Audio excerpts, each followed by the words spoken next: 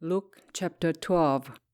Meanwhile, when a crowd of many thousands had gathered, so that they were trampling on one another, Jesus began to speak first to his disciples, saying, "Be on your guard against the yeast of the Pharisees, which is hypocrisy. There is nothing concealed that will not be disclosed, or hidden that will not be made known. What you have said in the dark will be heard in the daylight, and what you have whispered in the ear in the inner rooms will be proclaimed from the roofs. I tell you, my friends, do not be afraid those who kill the body and after that can do no more.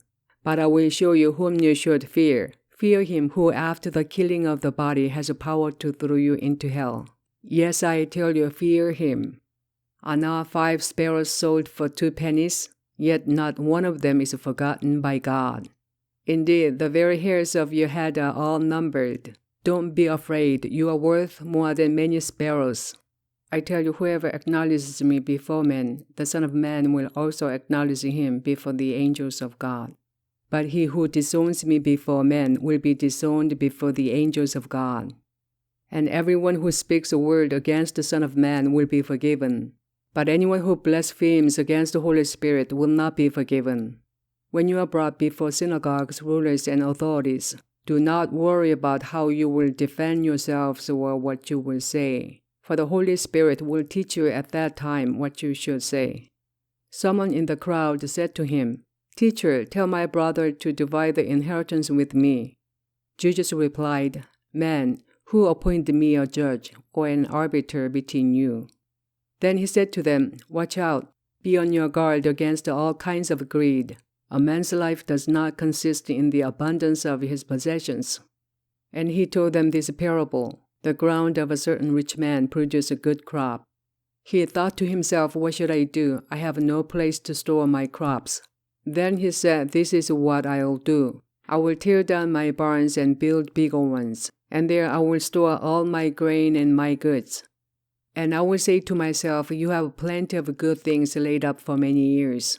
Take life easy, eat, drink, and be merry." But God said to him, "You fool, this very night your life will be demanded from you. Then who will get what you have prepared for yourself?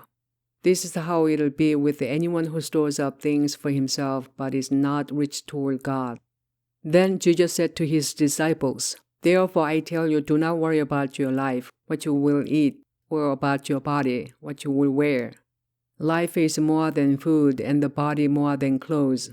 Consider the ravens, they do not sow or reap. They have no storeroom or barn, yet God feeds them. And how much more valuable you are than birds. Who of you by worrying can add a single hour to his life? Since you cannot do this very little thing, why do you worry about the rest? Consider how the lilies grow. They do not labor or spin. Yet I tell you, not even Solomon in all his splendor was dressed like one of these. If that is how God clothes the grass of the field, which is here today and tomorrow is thrown into fire, how much more will he clothe you, O you of little faith? And do not set your heart on what you will eat or drink. Do not worry about it. For the pagan's world runs after all such things, and your Father knows that you need them. But seek his kingdom, and these things will be given to you as well. Do not be afraid, little flock, for your Father has been pleased to give you the kingdom. Sell your possessions and give to the poor. Provide purses for yourselves that will not wear out, a treasure in heaven that will not be exhausted, where no thief comes near and no moth destroys. For where your treasure is, there your heart will be also.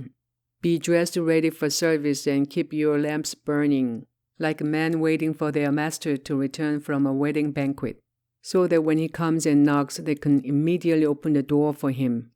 It'll be good for those servants whose master finds them watching when he comes. I tell you the truth, he will dress himself to serve, will have them recline at the table, and will come and wait on them. It'll be good for those servants whose master finds them ready, even if he comes in the 2nd or 3rd watch of the night. But understand this, if the owner of the house had known at what hour the thief was coming, he would not have let his house be broken into. You also must be ready, because the Son of Man will come at an hour when you do not expect him." Peter asked, "Lord, are you telling this parable to us or to everyone?"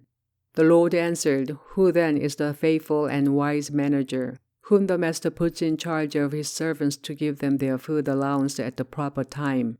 It'll be good for that servant whom the master finds doing so when he returns. I tell you the truth, he will put him in charge of all his possessions. But suppose the servant says to himself, My master is taking a long time in coming, and he then begins to beat the manservants and maidservants and to eat and drink and get drunk. The master of that servant will come on a day when he does not expect him, and an hour he is not aware of. He will cut him to pieces and assign him a place with the unbelievers. That servant who knows his master's will and does not get ready or does not do what his master wants will be beaten with many blows. But the one who does not know and does things deserving punishment will be beaten with few blows. From everyone who has been given much, much will be demanded. And from the one who has been entrusted with much, much more will be asked. I have come to bring fire on the earth, and how I wish it were already kindled. But I have a baptism to undergo, and how distressed I am until it is completed. Do you think I came to bring peace on earth? No, I tell you, but division. From now on, there will be 5 in one family divided against each other, 3 against 2, and 2 against 3.